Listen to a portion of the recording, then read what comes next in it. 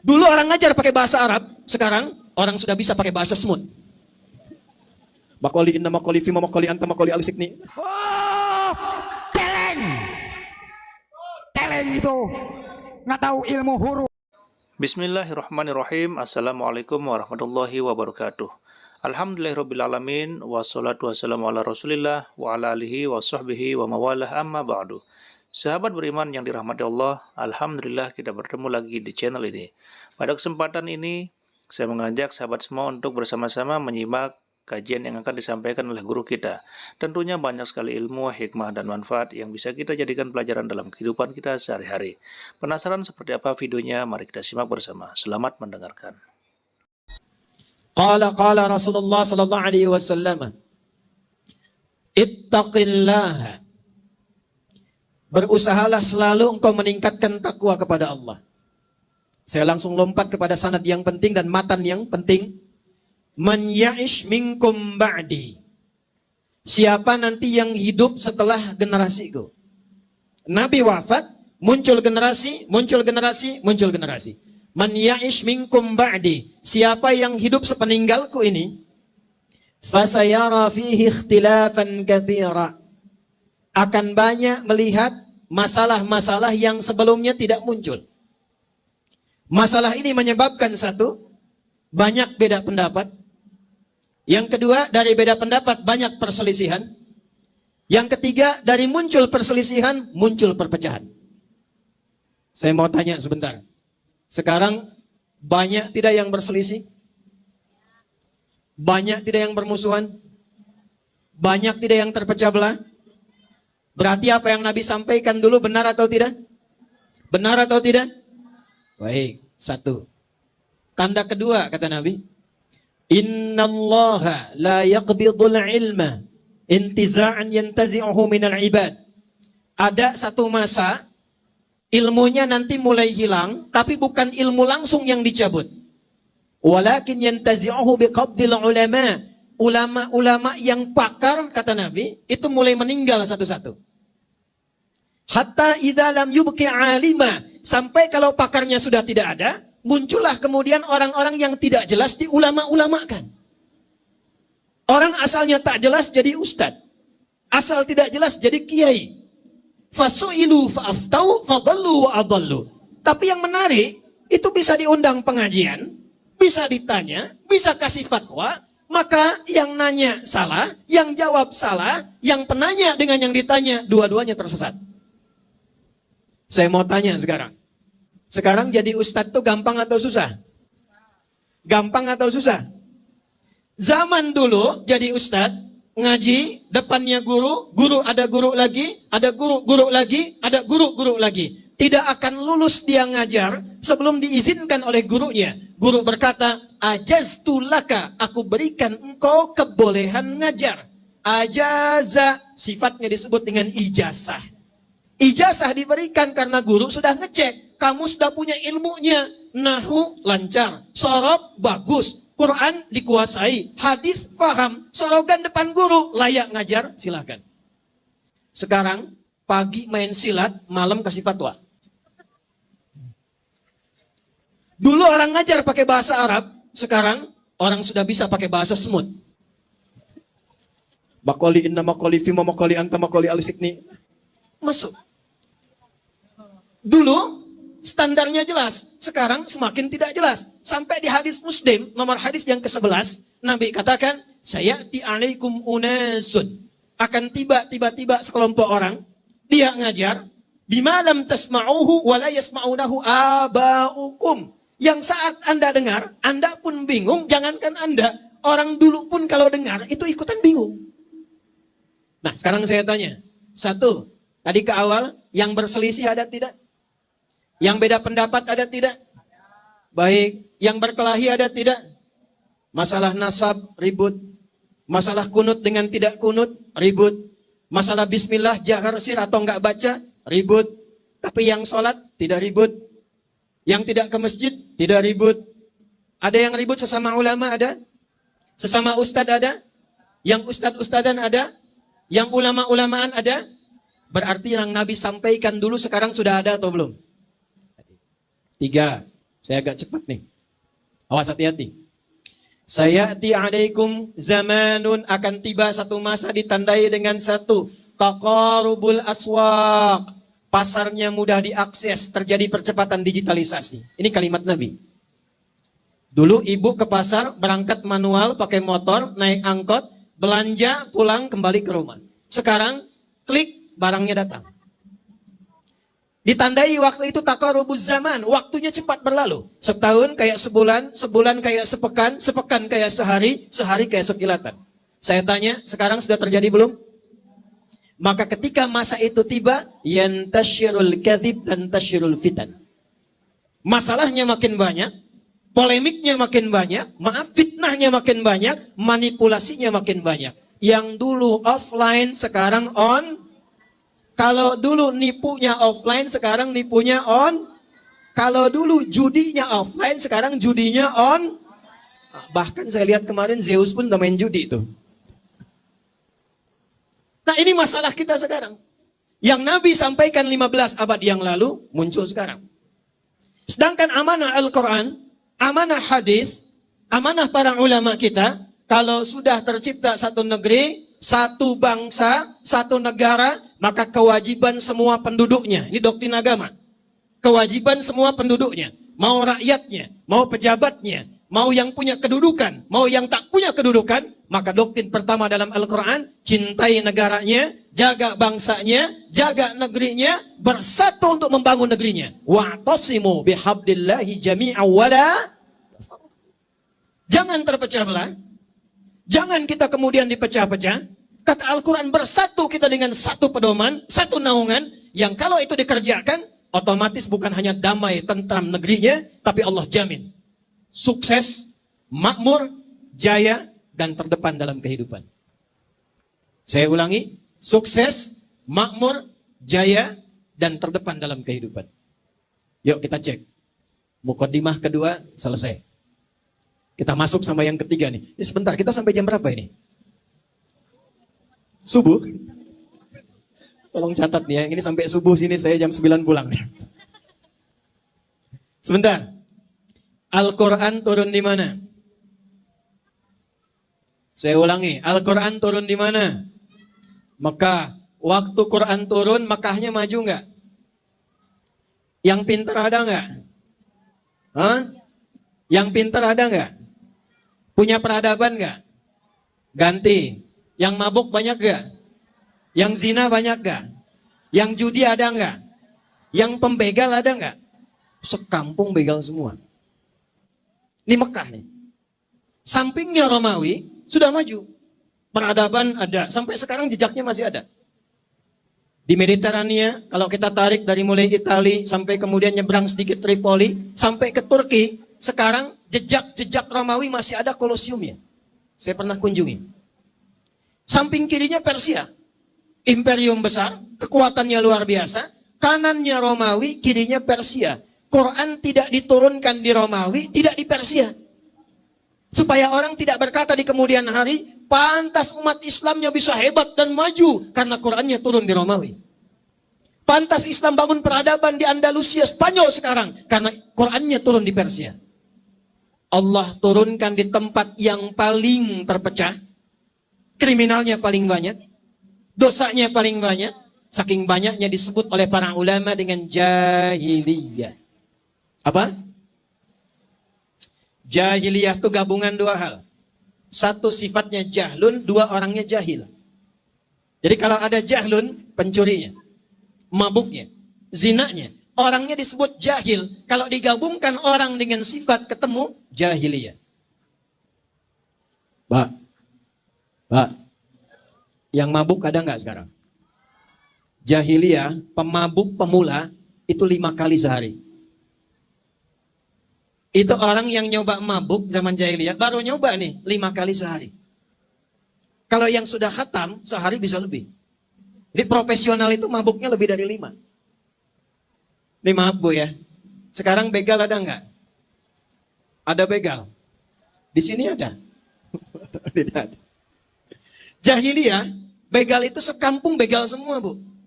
Ya, ada yang pernah dengar namanya Jundub bin Junada? Kalau Al-Ghifari ada? Ada sini namanya Ghifari? Ghifari itu asalnya artinya kampung begal. Jadi kalau ada yang namanya Ghifari, saya berasal dari kampung begal.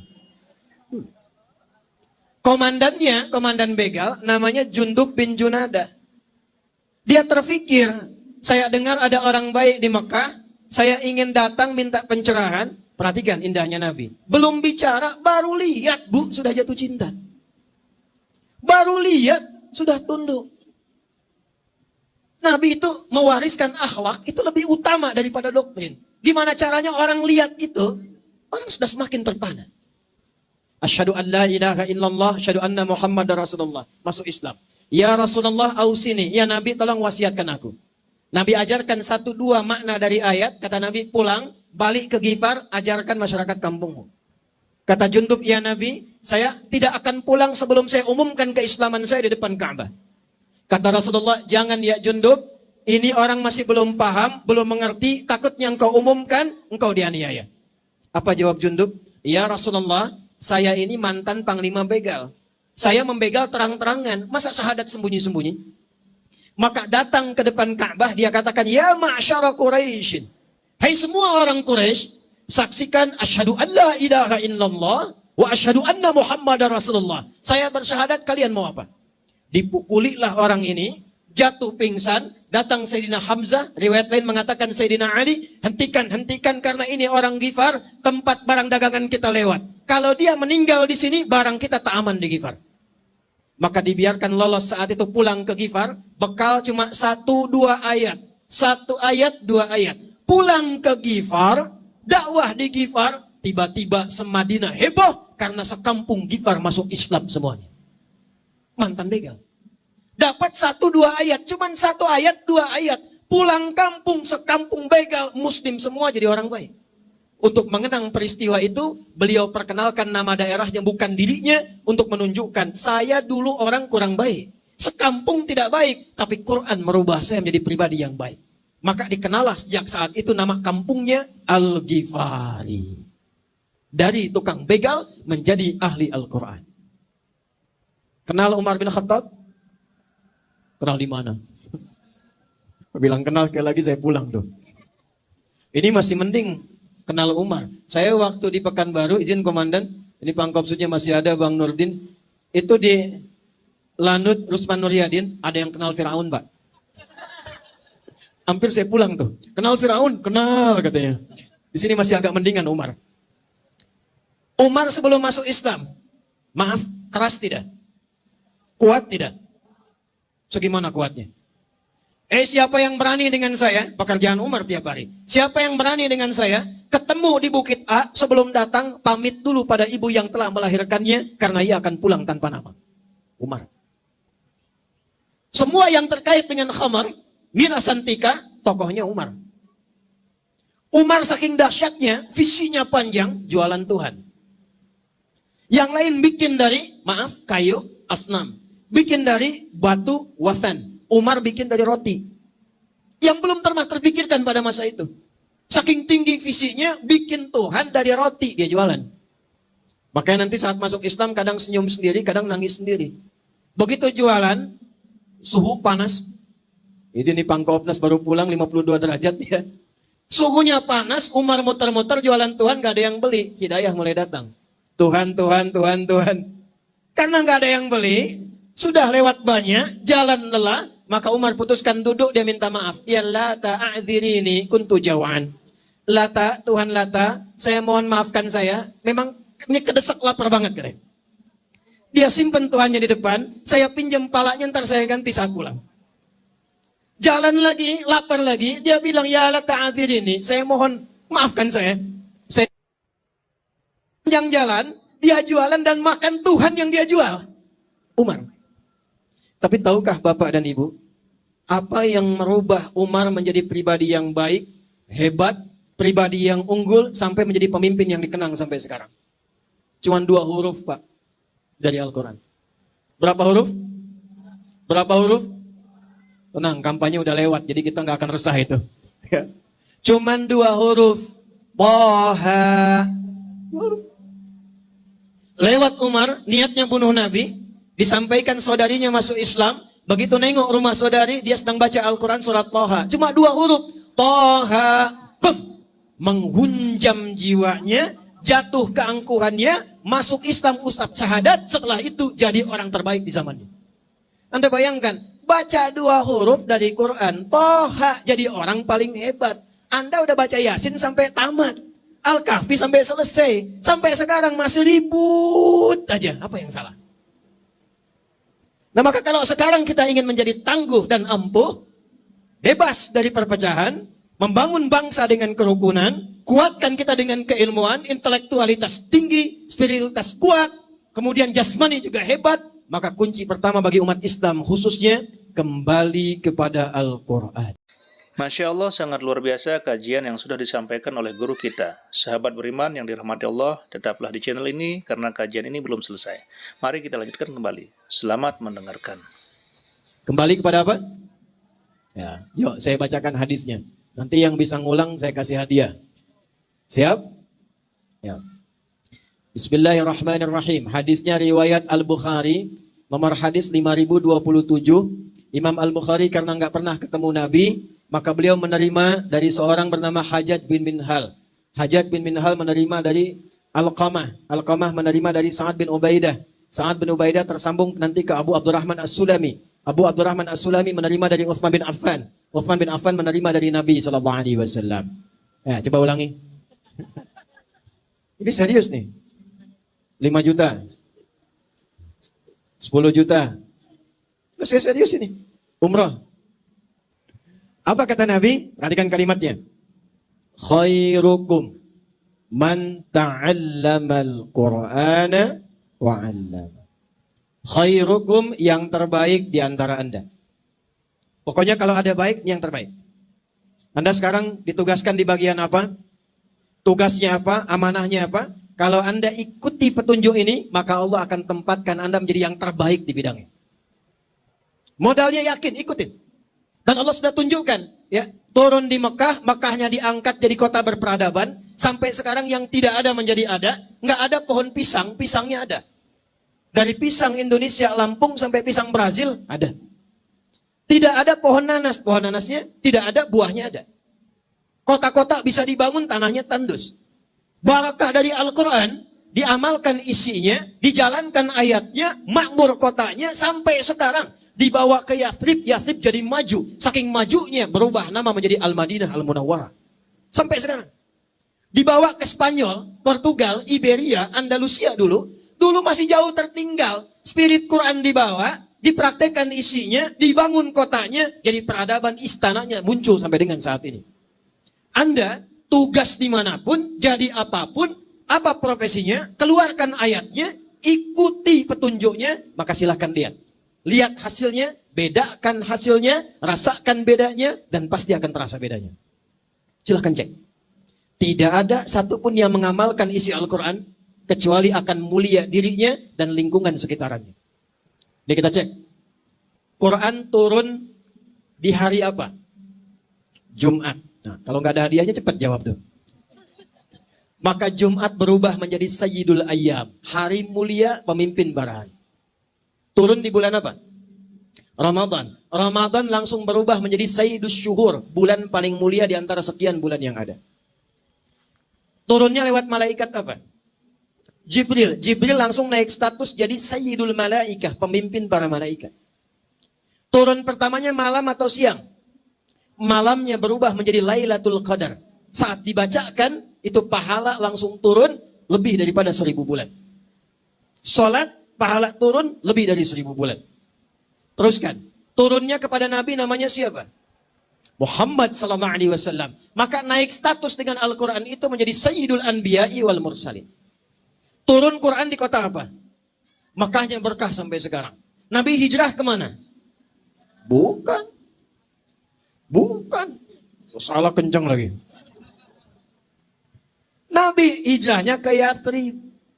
Yathrib itu daerah dulunya tertinggal.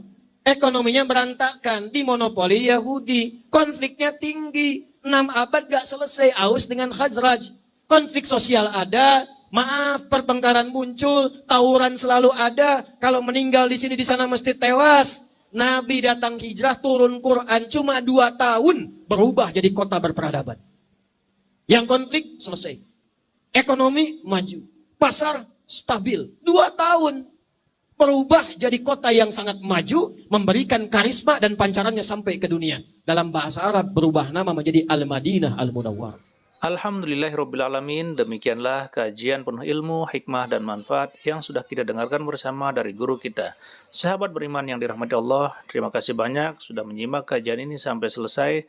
Doa dan harapan saya, semoga sahabat semua selalu diberikan kesehatan, dimudahkan segala urusannya, dan dilancarkan rezekinya. Amin ya Rabbal Alamin. Demikian yang dapat saya bagikan, kurang lebihnya mohon maaf. Sampai bertemu lagi di video berikutnya. Wassalamualaikum warahmatullahi wabarakatuh. Setelah kita dengarkan bersama dialog ilmiah antar lintas agama, sekarang mari kita lanjutkan aktivitas kita masing-masing. Buat sahabat semua, saya ucapkan selamat beraktivitas dan sukses selalu. Sampai bertemu lagi di video berikutnya. Wassalamualaikum warahmatullahi wabarakatuh.